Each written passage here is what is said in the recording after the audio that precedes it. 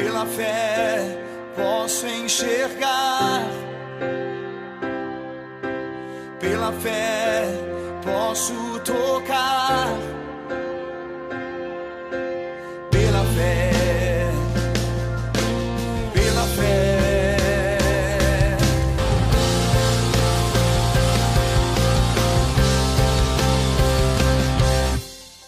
Muito bom dia, a paz do Senhor Jesus Cristo. Nós estamos falando muito de esperança. Nós temos a esperança que o nosso país vai melhorar, nós temos a esperança que os nossos filhos serão obedientes, nós temos a esperança que os nossos filhos se formarão e eles serão ótimos profissionais, terão como sustentar as suas vidas. Mas será que a nossa esperança são só nas coisas perecíveis? A palavra de Deus no Salmo de número 40, versículo 1 diz: coloquei toda a minha esperança no Senhor, Ele se inclinou para mim e ouviu o meu grito de socorro. Quando nós colocamos antes dos projetos desse mundo a nossa esperança no Senhor, a palavra diz que Ele nos ama a ponto de se inclinar e colocar os seus ouvidos atentos a ouvir o nosso clamor. Muitas vezes você sonha com as coisas naturais, com o trabalho, com a sua casa própria, com a educação dos filhos, mas você esquece de que sem o liberar de Deus, nada se concretiza. Então eu chamo a sua atenção agora, onde você coloca a sua esperança? O salmista diz: eu coloquei a minha esperança no Senhor. Salmo de número 40, versículo 1. Que a sua vida também seja assim, esperançosa em Cristo Jesus, porque Deus, Ele é suficiente para te tirar de um tremedal de lama e colocar sobre uma rocha, que é Cristo Jesus. Que Deus te abençoe, que você possa viver a esperança em Cristo Jesus e que você receba do Senhor aquilo que Ele tem para você e para a sua família. Eu quero fazer um convite para você. Dia 15, amanhã, nós estaremos marchando para Jesus, como um só povo. Todos estão convidados, os evangélicos, os católicos, os espíritas, todos vocês que não creem, vocês estão convidados para marchar. Olha, vai ser uma programação muito especial, onde nós vamos abençoar a nossa cidade, abençoar o governo da nossa cidade, abençoar a população. E eu queria que você prestasse muita atenção nesse recado. Dia 15 de outubro, em Poços de Caldas. O maior evento evangélico do Brasil.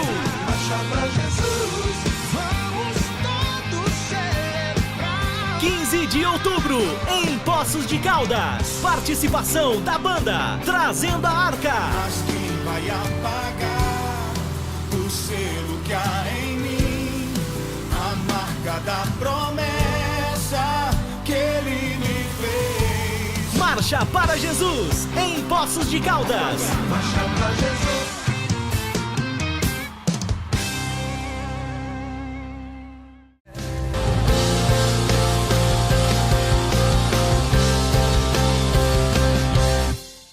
É um grande privilégio receber hoje no programa Restaurando Vidas o meu irmão em Cristo, Tiago de Oliveira Félix. A paz do Senhor Jesus, seja muito bem-vindo, meu irmão. Paz, pastor, glória a Deus. Meu irmão, o que é um armador?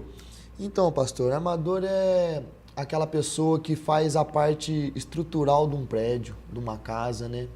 Que mexe com a parte de ferragem mesmo. Então eu estava olhando suas mãos aí, são bem feridas, né? Bem calejadas, né? É difícil trabalhar, né? Isso, porque geralmente a gente não trabalha muito com luvas, né? Que as luvas geralmente ela acaba atrapalhando a gente trabalhar. Então ela acaba dando uma calejada nas mãos. E você tem uma empresa disso? Isso, tem uma empresa. Você começou sozinho, trabalhando como funcionário ali numa obra, depois você foi crescendo, como é que foi? Então, eu comecei praticamente sozinho, né? Com a ajuda de Deus, né? E ao decorrer do tempo, Deus foi trabalhando, Deus foi pondo o serviço em minhas mãos, confiando.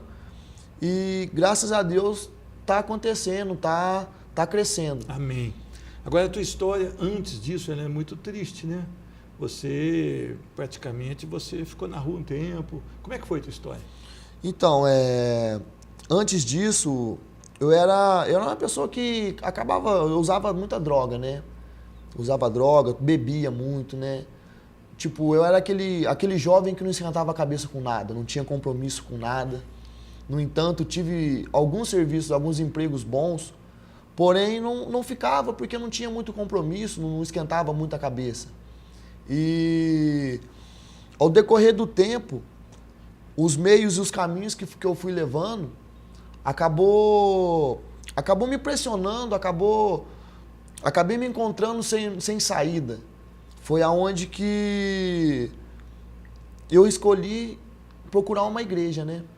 Então quer dizer que você estava ali para a sociedade meio sem solução. Você não conseguia mais se libertar de algumas coisas, aí você buscou em Cristo Jesus. Isso. E como é que foi a tua chegada numa igreja, aquela pessoa já com os hábitos do mundo, um jeitão meio diferente? Como é que você foi recebido na igreja? Então, a princípio, quando eu comecei, eu ia praticamente numas 5 igrejas diferentes.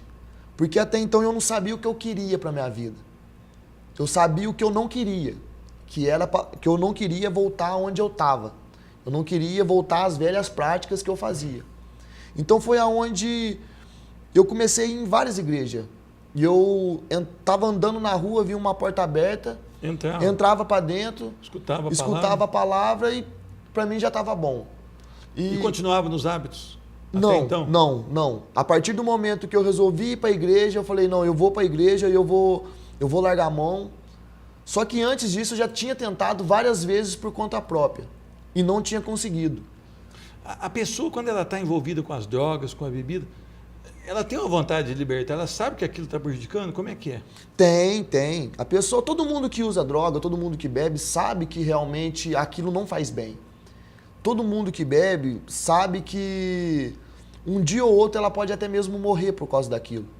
E se você for perguntar, até mesmo para uma pessoa que mora na rua, se ele gosta daquela situação, se ele gosta de estar naquele jeito, é certeza que ele vai falar que não. Se você perguntar se para uma pessoa que usa droga ou para uma pessoa que bebe, dificilmente ela vai falar que não quer parar. Só que isso é uma coisa que vai muito mais além do que o querer. O querer só não basta. Porque há uma prisão ali, né, pelo efeito do entorpecente, ele já viciou, ele já está dominando a pessoa também, é uma luta espiritual também, né? O inimigo não quer você liberto, né? Não quer. Então são lutas muito fortes que a pessoa tem que enfrentar, né? São batalhas grandes. E foi, no entanto, que quando eu vi que realmente eu, por mim mesmo, não era capaz, foi aonde eu resolvi. Você se humilhou, então? Eu me humilhei. Eu não dou conta de mim mesmo. Isso. Eu não consigo me tirar dessa situação. Eu vi que eu por mim mesmo, não era forte ou capaz. Você reconheceu sua fraqueza? Reconheci. Eu preciso de ajuda. Isso. Aí, no entanto, aonde eu procurei a ajuda de Deus. Mas você já tinha ouvido falar de Deus? Alguém já tinha levado a palavra de Deus para você?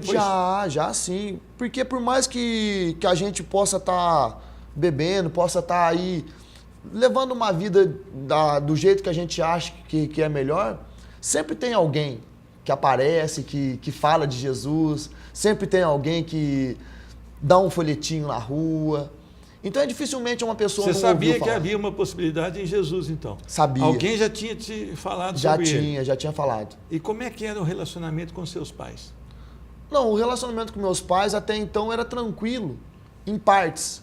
Porque apesar de eu beber, de eu usar droga, quem que basicamente sustentava a casa era eu. Porque Você tinha uma responsabilidade. Eu tinha uma responsabilidade. Porque no caso, minha mãe, ela não estava podendo trabalhar na época. Então, automaticamente, eu acabei sendo um arrimo de família ali. E isso também foi uma das coisas importantes que fizeram eu ter força e lutar também para poder pelo menos estar trabalhando, para não me entregar de vez, né, para a bebida, para as drogas. Então foi aonde eu encontrei mais força também. Eu tinha um motivo para lutar, entendeu? Irmão, qual foi o primeiro contato? Você foi numa igreja, entrou na outra, foi. Tem gente que vive assim até hoje. A pessoa já está há uns 30 anos dessa maneira.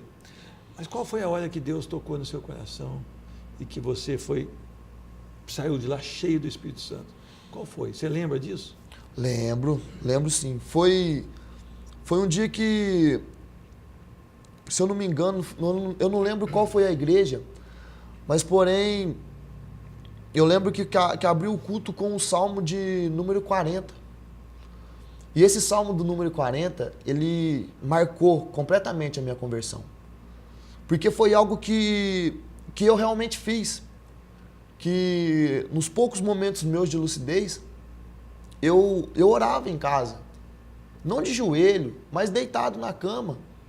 Eu clamava a Deus. Eu pedia para Deus me tirar daquela situação. Porque por muitas vezes eu tentava e não conseguia. Então, nos meus momentos de lucidez, eu pedia para Deus. Então, quando eu vi o Salmo 40 ser citado, ali foi aonde que Deus ele falou comigo ali. Ele mostrou para mim que toda aquela oração que eu tinha feito, mesmo estando naquela vida, Deus ele escutou e ele me tirou. Agora, irmão, é uma coisa muito forte que o senhor está falando agora, né? Quer dizer que Deus ama o drogado. Ama. Deus não ama a pessoa usar droga. Ele não ama o pecado, né? Mas Ele ama aquela pessoa que está escrava do pecado e Ele quer ver aquela pessoa liberta. Então, quando o senhor orou, mesmo ali sendo usuário de drogas, Ele colheu as suas lágrimas, né, no seu odre, né? Ele começou a trabalhar na sua vida. Você sentiu esse conforto? Senti. E o que acontece? Até então, eu fiquei praticamente uns 3, 4 meses até me estabelecer numa igreja, onde eu olhei e falei, não, nessa igreja que eu vou caminhar. Aqui. Isso. Então, vários pastores chegaram e falaram para mim, falaram, mas você tem que escolher uma igreja e tal. Só que, porém, como era o meu começo, eu acho que eu fui um pouco até meio rude com algumas pessoas. Porque, a princípio, eu não estava procurando uma placa. Eu não estava procurando um nome de uma igreja para poder estar congregando. Eu estava procurando a minha libertação. E muitas pessoas chegaram em mim também, logo no começo, falando para mim que eu deveria chamar os meus amigos que usavam droga comigo, que bebiam comigo, para estar indo na igreja. E graças a Deus, ele me deu o discernimento ali naquele começo, que foi onde eu peguei e ainda falei para essas pessoas que não teria como eu, logo no começo, chamar essas pessoas. Cego guia outro cego. Não teria como. Se eu estava arrastejando. Você não tinha força nem para você, quase. Isso. Seria muito mais fácil eu ficar usando com eles e bebendo com eles do que levar eles para a igreja. Sair do culto e já ir para uma praça. Né? Era muito mais fácil. Então foi aonde que Deus ele foi me dando discernimento. E Deus ele foi me tratando e Deus realmente, eu vi que Ele realmente me libertou. Amém. Irmão, hoje a gente tem feito um trabalho junto, há pelo menos 3 anos, né? Faz uns 3 anos. Na penitenciária aqui de Poços de Caldas, né? Isso. Sistema prisional. Eu noto que Deus usou também a sua vida, porque como você conheceu esse submundo das drogas, e você conheceu muitas das pessoas que hoje estão encarceradas. E quando você entra lá dentro, eu vejo que é um ponto de contato muito forte, né? Eles te conhecem, depois a gente leva o cântico de adoração, leva uma palavra, muitas vezes você dá uma palavra ou dá um testemunho, e você é bem recebido. Você acha que Deus usou esse vaso que estava bem ruinzinho ali, transformou num vaso de honra para pregar num presídio? Creio, eu tenho certeza que Deus fez isso.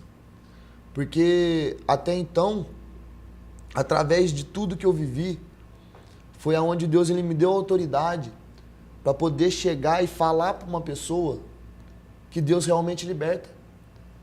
Porque quando eu falo que Deus liberta, não é algo que eu li numa revista ou algo que eu vi num jornal. Foi algo que eu vivi. Então é aonde eu vi que Deus ele me deu autoridade porque eu passei por aquilo.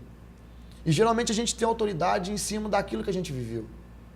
Então, eu vejo que esse trabalho no presídio, ele surte grande efeito. Porque aonde várias pessoas que me conheceram antigamente, vê eu naquela condição de estar levando a palavra, ali, além de eu estar levando a palavra, através do meu testemunho, eu vejo que eu também levo a esperança, que é capaz sim. E grande parte está ali por causa de envolvimento com drogas, né? E isso. Talvez a maioria, né? Grande parte está por causa de envolvimento de droga, e a grande maioria volta por causa de droga. Então eles falam assim, se o Tiago conseguiu, eu posso conseguir, não é isso? Eu também consigo. E isso é uma bênção, né? Agora, quando a gente vai entrar no presídio, muitas vezes, até tem uma senhora ali que tem um comércio perto, ela fala para a gente assim, ei, isso aí não adianta que vocês vão fazer, esse povo nunca vai se converter. É engraçado que ela nunca nos desanimou, porque nós sempre temos esperança de que aquele povo vai se converter. Vai sim. Como é que você recebe essa palavra quando fala assim, para que você vai lá? Esse povo está tudo perdido. Então, quando eu escuto essas coisas, essas palavras não me surtem efeito, porque falavam mesmo as coisas de mim. Falavam mesmo de mim, né? Você não tinha jeito. Falavam mesmo de mim. Muitas pessoas no bairro falavam que não era para deixar os filhos andarem comigo. Você era causa perdida. Então eu vejo que quando uma pessoa fala isso é porque ela não conhece o poder de Deus. Amém. Esse poder vale a pena? Demais. Hoje você faz um outro trabalho. Você muitas vezes dá a primeira oportunidade para a pessoa que sai da prisão. Isso. Você dá um começo para ela na sua, vamos dizer, na sua montagem de ferragens. Isso. Por que você faz isso? E qual a experiência você tem tirado disso? Então, hoje já é a segunda pessoa que está trabalhando comigo que saiu de lá. E eu vejo isso como uma oportunidade de estar ressocializando eles. Porque quando uma pessoa sai do presídio e ela realmente quer trabalhar e realmente quer mudar de vida, o esforço dela e a força de vontade dela chega a ser até mesmo maior do que de uma pessoa que nunca passou por isso. Porque ela agarra aquela oportunidade como a última. Como a última. Porque geralmente é difícil ela ter uma oportunidade dessa. Geralmente o que essas pessoas mais escutam é não. Porque querendo ou não, grandes empresários têm sim um certo receio de abrir as portas e do que pode acontecer. Só que se eles não derem a oportunidade, não tem jeito de começar. Não tem jeito de começar. Qualquer um que para andar 10 quilômetros tem que dar o primeiro passo. E se não tiver ninguém para ajudar a dar o primeiro passo, eles vão voltar para lá. Uma pessoa que está ou viciada, ou tem um filho viciado, ou está encarcerado, ou tem um filho encarcerado. Uma palavra rápida. Qual a palavra de consolo que você dá para essa pessoa? A palavra de consolo que eu dou para essa pessoa é que não tem pecado, não tem vício, não tem nada maior do que o poder e o amor de Deus. Então ela pode confiar. Pode confiar. Você é resultado do amor de Deus? Eu sou resultado do amor de Deus. Do perdão de Cristo? Do perdão de Cristo. Jesus te perdoou? Perdoou. E hoje você é livre em Cristo Jesus? Graças a Deus. Amém. Fica para você mãe, para você pai, para você filho que está passando por uma situação de vício ou de encarceramento. Creia no poder do Senhor. É preciso sim você querer largar. Não dá para ser crente no Senhor e continuar usando a droga, continuar furtando. Não tem jeito. É impossível você querer o melhor do Evangelho e o melhor do mundo. Você precisa sim renunciar. Mas Jesus Cristo te ama. E Ele conhece as suas fragilidades e você pode abrir o coração com Ele porque é amor dele por você. Então creia no poder de Jesus, que não há impossíveis para Deus. Amém? Amém. Tiago, que Deus te abençoe, que você seja bem sucedido na sua vida, principalmente na vida espiritual. Amém. Amém? Amém. O programa Restaurando Vidas volta dentro de instantes.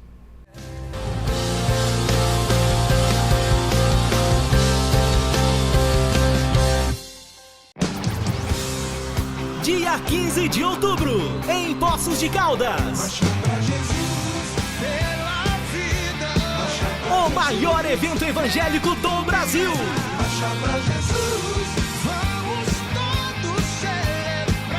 15 de outubro, em Poços de Caldas. Participação da banda Trazendo a Arca. vai apagar o selo que há em mim, a marca da promessa que Ele me fez. Marcha para Jesus, em Poços de Caldas. Marcha pra Jesus.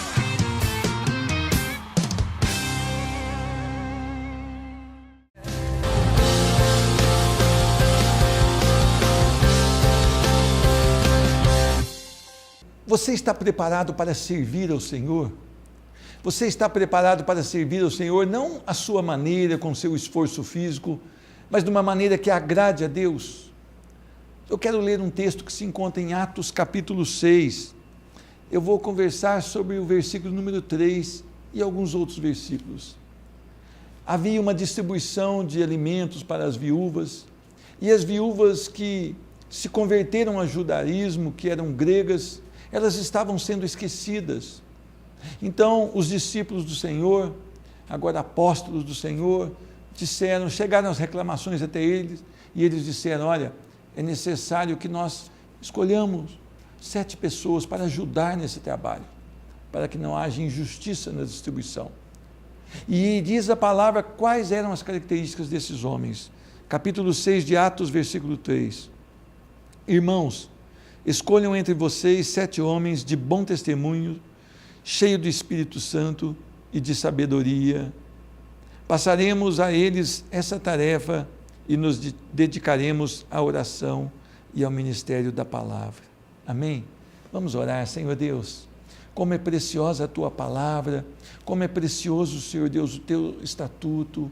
Nós queremos aprender mais do Senhor, nós queremos ser tocados pelo poder que há em Cristo Jesus, nós não queremos ir para a Tua obra de qualquer maneira, Senhor Deus, nós não queremos colocar qualquer pessoa, Senhor Deus, mas nós queremos a Tua palavra, Senhor Deus, no nome do Senhor Jesus. Fala ao coração dessa pessoa que está assistindo o programa Restaurando Vidas, que ela seja tocada de maneira especial e profunda pela Tua misericórdia, no nome de Jesus Cristo. Às vezes a pessoa pensa: olha, para trabalhar na igreja qualquer um serve, para ministrar para as crianças, pega uma pessoa aí, ela vai lá e conversa com as crianças. Não é bem assim. Tudo que é feito para o Senhor requer algumas características, e essas características estão aqui na palavra. Quando eles foram escolher homens para distribuir a cesta, para distribuir os recursos para aquelas viúvas que estavam sendo esquecidas, diz a palavra que eles encontraram aqui 3 características necessárias num homem e numa mulher para trabalhar na obra de Deus. A primeira delas, homens de bom testemunho.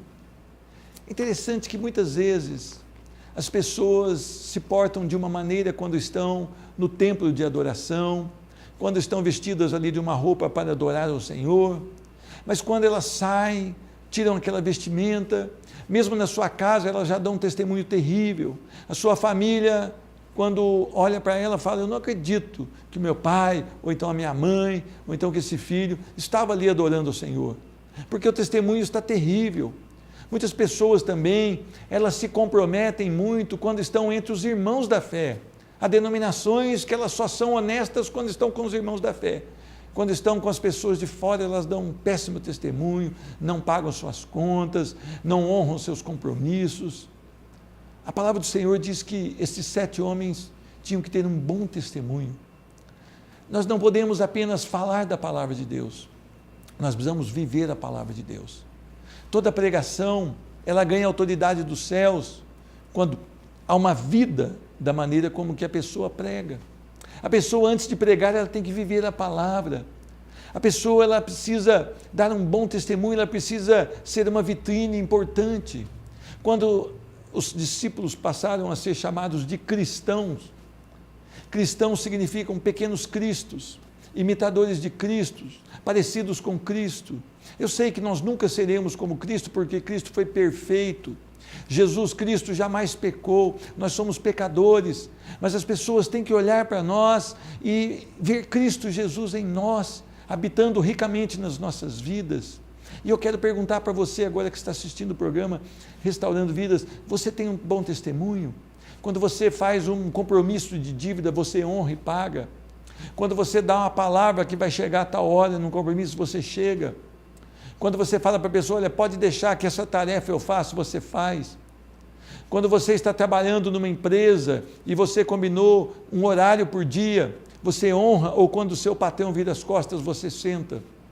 Se você deixar de trabalhar 5 minutos, sair 5 para 5, e o teu horário for até às 5, você é um ladrão. Você está roubando o tempo. Patrão, se você combinou com o seu funcionário de pagar a ele uma quantia por mês, você deve honrar e pagar. E se ele trabalhar 5 minutos a mais, você deve perguntar quanto que eu estou te devendo e pagar essa hora extra. Nós precisamos dar um bom testemunho. A igreja hoje, ela tem perdido muito de avançar, porque as pessoas não vivem o que pregam. Nós temos um mau testemunho. A segunda característica, cheios do Espírito. E esse aqui é o Espírito Santo, ele está com letra maiúscula na palavra. Uma pessoa cheia do Espírito, ela aflora, ela libera o fruto do Espírito, é paz, alegria, bondade, longanimidade, domínio próprio, mansidão. Ela precisa viver isso. Uma pessoa cheia do Espírito Santo, ela não vai beber, ela não vai fumar, ela não vai jogar carteado, porque é o Espírito Santo que conduz a vida dela. Uma pessoa cheia do Espírito Santo, ela não vai falar mal dos outros, ela não vai armar uma contenda, ela não vai furtar nada de ninguém, porque ela é cheia do Espírito Santo. O Espírito Santo, ele vem dizer para nós o que nós devemos ou não devemos fazer, qual é o procedimento adequado para um homem ou uma mulher que estão vivendo a plenitude da graça do Senhor. Um homem cheio do Espírito Santo, ele peca, sim, ele ainda é carnal, mas ele logo se arrepende, porque o Espírito Santo diz a ele, você pecou. E ele então vai ao Senhor em oração e fala, Senhor, perdoa, eu pequei. E depois ele vai àquela pessoa que ele agrediu, ou que ele defraudou, ou que ele furtou, e devolve, e pede perdão, e se retrata. Cheio do Espírito Santo, não é uma geração que pula, não é uma geração que... Não é essa característica de ser cheio do Espírito Santo, que grita na igreja, não é isso. Cheio do Espírito Santo são atitudes que mostram que essa pessoa vive Cristo Jesus. E tem mais uma característica de sabedoria. Hoje nós vivemos uma crise de sabedoria. As pessoas têm muito conhecimento, os filhos, eles estão falando inglês, falando espanhol, estão com os cursos muito avançados, mas há muito conhecimento e pouca sabedoria. E é interessante, o temor do Senhor é o princípio da sabedoria. Quando nós tememos ao Senhor, quando nós pedimos ao Senhor, Tiago diz que nós podemos pedir ao Senhor sabedoria que Ele dá. Então a sabedoria vai fazer com que nós peguemos esse conhecimento e tenhamos uma solução adequada para cada questão das nossas vidas. Uma solução sábia, oportuna, uma solução que não vai agredir e nem defraudar ninguém. Bom testemunho, cheio do Espírito Santo, sabedoria, são características que precisam ter aqueles que estão na obra do Senhor, aqueles que se dizem filhos de Deus. Eles precisam buscar em Cristo, buscar na palavra a sabedoria do alto. Que Deus te abençoe, que você realmente possa analisar a palavra do Senhor, que você possa buscar em Deus sabedoria, que você possa aperfeiçoar o seu testemunho, que você possa clamar ao Senhor para te encher do Espírito Santo, para que a sua vida inspire outras vidas a crerem em Cristo Jesus. Eu quero orar por você, Senhor Deus. Muito obrigado pela tua palavra, pelo teu amor, pela tua misericórdia.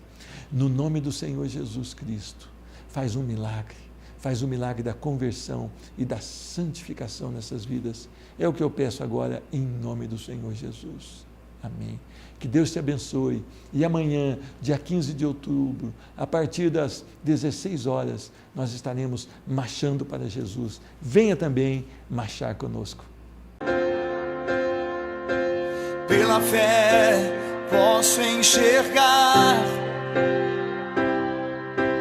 pela fé posso tocar.